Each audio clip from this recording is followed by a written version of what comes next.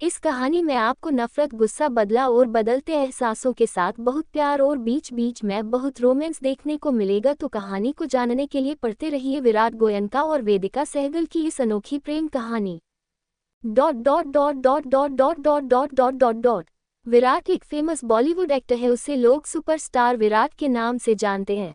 वही वेदिका एक resident doctor under trainee है। तो दोनों इतना अलग होने के बाद भी क्यों करते हैं ऐसी शादी जिसमें शर्तों के लिए दोनों ने रास्ते एक किए, और वेदिका एक ट्रेनी डॉक्टर होने के बावजूद भी क्यों करती है विराट से शादी के नाम का समझौता क्यों करती है वेदिका कॉन्ट्रैक्ट मैरिज, और क्यों करता है विराट वेदिका से बेइंतहा नफरत। वही वेदिका विराट की बेइंतहा नफरत से अनजान क्यों करती है विराट के साथ कॉन्ट्रैक्ट मैरिज। जानने के लिए बढ़ते हैं आगे और देखते हैं इनकी कहानी को और पढ़ते हैं कहानी को। दुल्हन का लिबास पहने, हाथों में लाल चूड़ा पहने, सुर्ख लाल रंग के लहंगे में वो आज किसी रियासत की महारानी लग रही थी। वो इस टाइम मंदिर के प्रांगण के बीचों बीच खड़ी थी। उसके हाथों में एक तरफ किसी के नाम की मेहंदी लगी हुई थी, दूसरी तरफ उसके दोनों हाथों में एक फाइल थी जिसके अंदर रखे हुए पेपर को वो बहुत ध्यान से पढ़ रही थी। ये कॉन्ट्रैक्ट पेपर थे जो उसे शादी से पहले पढ़कर साइन करके देने थे। उसने सारे पेपर पढ़ लिए और पेपर की लास्ट की लाइन पढ़कर तो उसे चक्कर से आने लगे, लेकिन वो फिर भी खड़ी रही। लास्ट की शर्त के हिसाब से ये शादी बस 8 महीनों के लिए होगी, और इन 8 महीनों बाद विराट चाहे तो ये शादी तोड़ सकता है और वो चाहे तो आगे भी रख सकता है। ये विराट का फैसला होगा। वेदिका जो अभी दुल्हन बनकर खड़ी थी वो पेपर साइन करके विराट के पीए को दे देती है। कहने को तो आज विराट और वेदिका के लिए ये बहुत बड़ा दिन था, क्योंकि शादी हर इंसान की सबसे बड़ी खुशी और खास दिन होता है। लेकिन दोनों ही आज खुश नहीं थे। वेदिका के लिए तो आज का दिन उसकी अब तक की जिंदगी का सबसे बुरा दिन होने वाला था, क्योंकि उसने विराट से पैसा की खातिर कॉन्ट्रैक्ट मैरिज जो करने का फैसला किया था, उसने अपनी मजबूरियों के आगे खुद को बेच डाला था। दूसरी तरफ विराट, वो तो बस नाम की शादी कर रहा था। वो इतना बड़ा फेमस बॉलीवुड एक्टर था, तो वो किसी को भी बताए बिना ये शादी एक सुनसान जगह पे बने एक पुराने मंदिर में कर रहा था, जहां बस 4 लोग ही थे, एक उसका पीए, एक पंडित जी और 2 वो और वेदिका।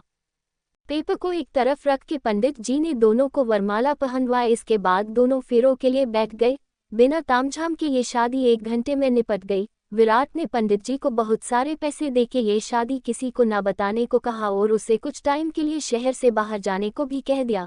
अब विराट ने अपने पीए से गाड़ी लाने को कहा, और इन सब के बीच विराट ने एक बार भी वेदिका को नहीं देखा। और दूसरी तरफ वेदिका अपनी मजबूरी पे अंदर ही अंदर हंसते हुए कहती है, भगवान ऐसी मजबूरी कभी किसी लड़की के सामने मत लाना।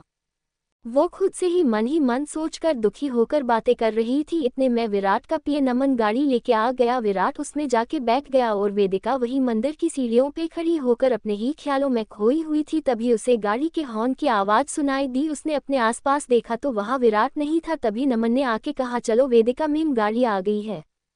वेदिका इतना सुन के नमन के पीछे आके गाड़ी के अंदर आके बैठ गई थी। 2 घंटे के अंदर विराट की गाड़ी उसके घर के अंदर आके रुकी थी। विराट ने अपने घर में काम करने वाले सभी नौकरों को पहले ही वार्न कर दिया था कि ये शादी वाली बात घर के अंदर ही रहनी चाहिए। तो जब विराट वेदिका के साथ घर पहुंचा तो किसी ने कुछ नहीं कहा और विराट सीधा अपने रूम में आ गया। वेदिका वही दरवाजे के पास खड़ी होकर अंदर ही अंदर रो रही थी। रश्ट फेस, उसे नहीं पता था कि अब वो इस घर में कहाँ जाए, कहाँ बैठे। वो भरी आंखों से इधर उधर देख रही थी। सारे नौकर अपने काम में बिजी थे, कोई भी वेदिका पे ध्यान नहीं दे रहा था। तभी उसके पास नमन आया और बोला, वेदिका मैम, आप ऊपर वाले कमरे में जाओ, आज से वही आपका कमरा है।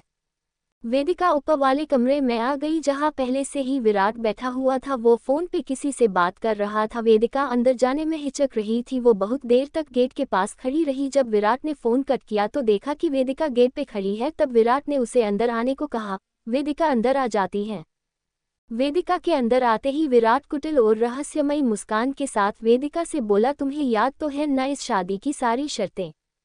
जब तक तुम अपने वादे पे रहोगी तुम्हें पैसों की कोई कमी नहीं होगी, पर जिस दिन तुमने अपना वादा तोड़ने की कोशिश की तो पता है ना मैं क्या कर सकता हूँ।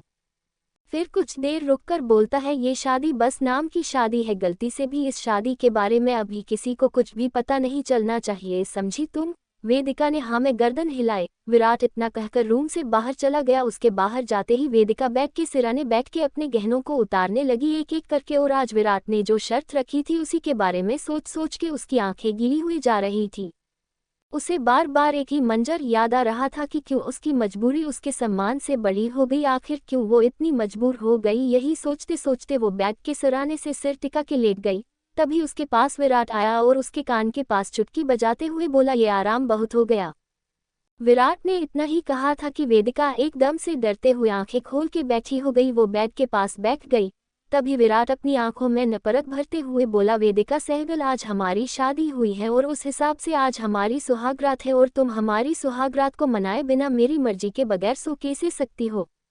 फिर अपनी शर्ट के बटन खोलते हुए उसके करीब जाके आंखों में दहकते अंगारों को भरते हुए बोला, वैसे तो तुमने ऐसी कितनी ही सुहागरात पहले भी मनाई होंगी, लेकिन आज तुम्हारी शादी विराट गोयनका से हुई है तो आज से तुम अपनी पुरानी सुहागरात भुला के मेरे साथ नई शुरू करोगी। वेदिका जो पहले से ही डरी हुई थी और सुहागरात के नाम से तो वो बहुत डर गई थी, लेकिन जैसे ही विराट ने ये बहुत सी सुहागरात वाली बात कही तो वेदिका के दिल के कोने में ऐसे लगा जैसे किसी ने जोर से छुरा घुसा दिया हो। विराट की इस बात ने उसे इतना बुरा महसूस कराया कि वो अंदर ही अंदर चीख उठी। इतने में ही विराट उसके बहुत नजदीक आ गया और उसके चेहरे के सामने अपना चेहरा रखते हुए बोला, क्या हुआ मिस सहगल, अपनी पुरानी यादों में खो गई क्या? आपकी पुरानी रातें इतनी हसीन गुजरी है क्या? फिर एकदम से उसका मुंह अपने हाथों से जोर से पकड़ते हुए बोला, डोंट वरी डॉक्टर वेदिका, आज की रात तुम्हारी पुरानी रातों से भी हसीन और यादगार होगी। आज की रात के बाद तुम अपनी सारी पुरानी यादों को भूल जाओगी। और इतना कहके उसने वेदिका का दुपट्टा उसके सर से हटा दिया और उसकी मांग के सिंदूर को हाथ से पीछे की तरफ कर दिया और उसके करीब जाके आंखों में आंखें डाल के बोला, आज के बाद तुम हर रात दया की भीख मांगोगी और अपनी अब तक की हर गलती के लिए पछताओगी। और सबसे बड़ी बात, तुम्हें तुम्हारे रात वाले सीन के लिए जितना तुम हर रात का लेती थी उससे 100 गुना जाड़ा मिलेगा। ये बिस्तर गर्म करने का चार्ज अलग से मिलेगा, बाकी तो तुम्हारे पास मेरा कार्ड है ही। वेदिका जो अब तक चुप थी, विराट की इतनी गिरी हुई और घटिया बातों को सुनकर उसे ऐसा लग रहा था कि जैसे कोई उसके कानों में गर्म लोहा डाल रहा है और उसके सीने में जोर से दर्द हो उठ। उसकी आंखें बिल्कुल छलक ही आई, पर वो कुछ कह ना सकी क्योंकि उसकी मजबूरी विराट की बातों से भी बड़ी थी। वो रोना चाह रही थी पर रो ना सकी। और दूसरी तरफ विराट शर्टलेश होके बिल्कुल उसके कान के पास आके कुछ कहने ही वाला था कि वेदिका ने अपनी छलकती आंखों को दूसरी तरफ कर लिया। विराट तो आज इतने गुस्से में था कि आज ही अपने इतने सालों के बदले को पूरा करना चाहता था। और तभी विराट कुछ सोच के वहां से उठकर चला गया। वो दूसरे रूम में जाके कुछ फोटो और कुछ पुरानी चीजों को देखने लग गया। इस कमरे में विराट ने किसी को भी आने से मना कर रखा था। विराट इस कमरे में जाने के बाद एक तस्वीर को हाथ में लेके उससे बात करके बोलता है, आज मैं उसको ले ही आया। आज से वो अपने बुरे ही बुरे दिन देखेगी। अब वो अपनी हर गलती की सजा भोगेगी। उसने जो किया है उसकी सजा अब उसे हर पल हर दिन मिलेगी। वो ये सब बातें एक तस्वीर के सामने कर रहा था, तभी उसका फोन बजा। विराट ने फोन उठाकर कहा है, बोल बिक्की, तो उधर से आवाज आती है, कंग्रेचुलेशन भाई, आज हमने हमारी जीत की तरफ पहला कदम लिया है। पर भाई अभी तो ये शुरुआत है, अभी तो उसे इतना तड़पाएंगे कि वो अपने पैदा होने पे ही रोए। फिर कुछ देर रुक के बोला, विराट मुझे पता है तू इस टाइम क्या कर रहा होगा, पर भाई अब से तू आंसू नहीं बहाएगा, बल्कि आज से उसके उल्टे दिन शुरू। अब जा उसके पास और उसकी उल्टी गिनती स्टार्ट कर। तो विराट बोला, भाई मैं अभी आया था, थोड़ा रुक के जाऊंगा। तो बिक्की बोला, चल कोई बात नहीं, थोड़ा रुक के चले जाना। और इतना कह के फोन काट दिया। दूसरी तरफ विराट के जाने के बाद वेदिका के पास एक फोन कॉल आता है, जिसकी वजह से वो बिना किसी को बताए घर से बाहर गई थी। काफी देर बाद जब विराट रूम में आया तो देखा कि वेदिका रूम में नहीं है। तब विराट ने उसे सभी जगह देखा पर वो कहीं ना मिली। लास्ट में थक हार के उसने वेदिका के फोन पे फोन लगाया, लेकिन फोन तो बेड पे ही रखा बज रहा था, जिसे देख के विराट का गुस्सा 7वें आसमान पे पहुंच गया। उसकी गुस्से और नफरत से आंखें लाल हो गई। रात के 1 बजने को आया पर वेदिका नहीं लौटी। तभी विराट खुद से गुस्से में बात करते हुए बोला, गंदी नाली का कीड़ा जो है एक दिन में कैसे बदल जाएगी, कितनी गिरी हुई और घटिया है ये लड़की। वो ये सब बातें खुद से ही कर था। तभी घर का दरवाजा खुला। ये वेदिका थी जो किसी के फोन करने पे भागी भागी उस जगह गई जहां से फोन आया था। वो एक टूटा फूटा खंडनुमा घर था। उसमें जाके वो दवाएं देके आए जिनका इंतजार वो पैसों के अभाव में बहुत दिनों से कर रही थी। पर विराट से शादी होते ही उसके कार्ड से वो बहुत महंगी दवाएं लेके वहां पहुंची और एक 20-22 साल की नर्स को देके बोली, अब पैसों की चिंता मत करना, जो भी चाहिए हो तुरंत मंगा लेना या मुझे फोन करना। दूसरी तरफ एक मासूम सी लड़की, यही कोई 16-17 साल की होगी, वो वेदिका की तरफ बहुत मासूमियत से देखते हुए बोली, ये कब ठीक होंगे, तब वेदिका ने अपनी बेबसी को अपनी मुस्कान के पीछे दबा के हंसकर कहा, बहुत जल्दी, और तब तक तुमको अपनी पढ़ाई अच्छे से करनी है और अब किसी चीज़ की चिंता मत करना, और पैसों की तो बिल्कुल नहीं समझी। तो उस लड़की ने भी फिका मुस्कुरा के हाँ कह दिया। फिर वेदिका को वहाँ बहुत देर हो गई तो वो उसको बाय बोलकर वहाँ से विराट के घर के लिए आ गई। आते टाइम आज उसे थोड़ी शांति थी कि अब वो इतना परेशान नहीं होंगी। वो यही सब सोचते हुए आ रही थी और डे से ही अंदर आई। सामने विराट को खड़ा देखकर एक बार तो घबरा गई, फिर दूसरी बार को कुछ कहने ही वाली थी कि विराट ने उसका हाथ पकड़ के उसे जोर से दबाते हुए कहा था ना कि आज से अपने सारे धंधे भूल जाओ, मुंह मांगी कीमत मिलेगी तुमको हर रात की, फिर अब किसका बिस्तर गर्म करके आ रही हो। और इतना कह के उसने वेदिका का हाथ मोड़कर उसके पीछे की तरफ कर दिया, जिसकी वजह से वेदिका को बहुत दर्द हो रहा था और दूसरा उसकी बातों से उसका सीना छल्ली हो रहा था। वो दर्द के मारे कुछ ना बोल सकी। तब गुस्से से विराट बोला, बोलती क्यों नहीं, क्या जुबान भी वही छोड़ के आ गई हो क्या। लेकिन वेदिका तो बेचारी आंखों में आंसू भरकर भराए आवाज में बस इतना ही बोल पाई, प्लीज विराट सर, मेरा हाथ बहुत दुख रहा था, प्लीज लीव माई हैंड। और इतना कह के वो रो ही पड़ी क्योंकि विराट की पकड़ के मारे उसका दर्द बहुत बढ़ गया था। विराट ने उसका हाथ छोड़ दिया और उसे रूम में जाने दिया। वो डे से ही रूम में आके चेंज करके अपने हाथ को सहलाने लगी। विराट तभी रूम में आ गया। वो डर के मारे खड़ी हो गई। तब विराट ने उसे गुस्से से पकड़ते हुए दीवार के सहारे टीका के गुस्से से बोला, मैंने तुमको अपने रूम में आने दिया, लेकिन इसका ये मतलब नहीं कि मेरा सवाल खत्म हो गया। तुम बताओगी नहीं, इतनी रात हुए तुम किसका बिस्तर गर्म करके आए हो। वेदिका सहगल, तुमने आज तक जो किया उस सब को बंद करने को कहा था ना मैंने, फिर भी तुमको ये बात समझ नहीं है और बिना बताए अपनी शादी की पहली ही रात को अपने पति के बिस्तर को छोड़ के किसके पास गई। हाँ, स्माइल विद हॉर्न्स। विराट ने गुस्से में अपने दांत पिसते हुए अपनी मुट्ठी को दीवार पे देते हुए कहा, जिसे देखकर एक बार तो वेदिका डर गई, लेकिन अगले ही पल वो वहां से जाने लगी तो विराट ने जोर से उसका कंधा पकड़ के दीवार से टिका दिया और नफरत भारी आंखों से बोला, मेरी बात अभी खत्म नहीं हुई। तुमने जो भी बाजारों धंधे चला रखे थे ना, उन सबको बंद करने की मैंने तुमको मुंह मांगी रकम दी है। तुमको मैंने। वेदिका का दिल तो पहले से ही टूटा हुआ था। दिल टूटना पर विराट की बातों ने तो उसे जीते जी मार दिया। उसका दिमाग सुन्न पड़ गया था।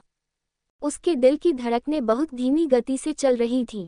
उसे सांस लेने में भी तकलीफ होने लगी। उसे अपने चारों तरफ अंधेरा ही अंधेरा दिख रहा था। अब उसे ना तो कुछ सुनाई दे रहा था और ना ही दिखाई दे रहा था। वो चक्कर खा के गिरने लगी। तभी विराट ने गुस्से और तकलीफ भरी मुस्कान के साथ कहा, ओ गौर, मैं कैसे भूल गया कि ये कितनी बड़ी ड्रामेबाज लड़की है। ये मेरे सवालों से बचने के लिए कुछ भी कर सकती है। पाउटिंग वो गुस्से से अपना माथा पीट के रह गया और एक नज़र उसने दीवार के सहारे उसके कंधे का सहारा लेकर खड़ी वेदिका की तरफ देखा और फिर बोला, कोई बात नहीं, आखिर कब तक बचोगी मेरे सवालों से। अभी बेहोश होने का नाटक कर सकती है, पर सुबह भी तो होनी है। और फिर इतना कह के उसने वेदिका को बिस्तर पे लिटा दिया और खुद लाइट बंद करके पास में पड़े काउच पे लेट गया।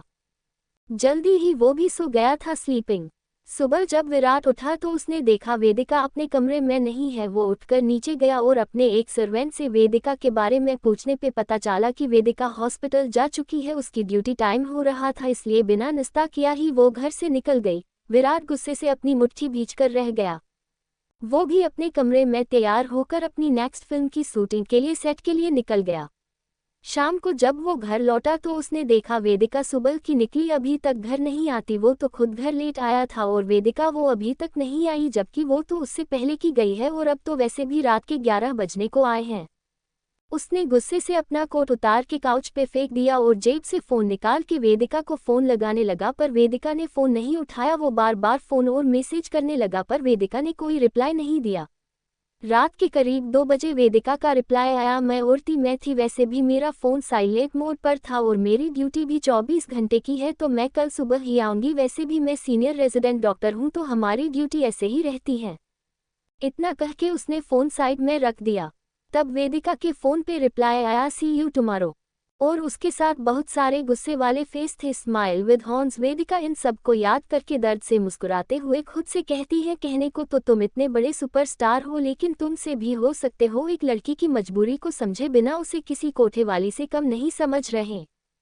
मुझे तो सोचकर ही दुख हो रहा है कि तुम्हारी सोचें मुझे लेके ऐसी हैं। कितनी घटिया सोच है आपकी। फिर कुछ देर रुक के बोली, मेरी तो मजबूरी ने मुझे तुम जैसे आदमी से शादी करने को मजबूर किया। लेकिन तुम्हारी क्या मजबूरी थी कि तुमने एक इतने बड़े फिल्मी स्टार ने मुझ जैसी मामूली सी डॉक्टर से कॉन्ट्रैक्ट मैरिज की? आखिर क्योंकि कॉन्ट्रैक्ट मैरिज? वेदिका खुद से ही ये सवाल करते करते अपने वेटिंग रूम में बैठकर रोने लगी। नेक्स्ट भाग अगले वीडियो में। कहानी पूरी पढ़ने के लिए सब्सक्राइब जरूर करें।